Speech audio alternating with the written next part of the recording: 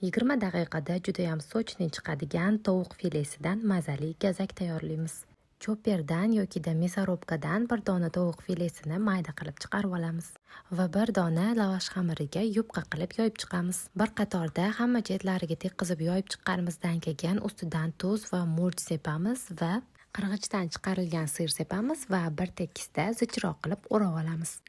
O'rab olganimizdan keyin taxminan 6-7 sm kattalikda qilib kesib olamiz va yog'langan qolipimizga birin-ketinlikda teramiz va ikkita tuxum sirni bir-biri bilan birgalikda atalab ustidan quyib chiqamiz.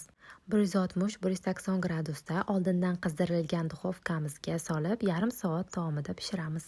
Xavotir olmaymiz, tuxumlarimiz qorayib ketmaydi va tovuqlarimiz ham ichi bilan birgalikda pishib chiqadi.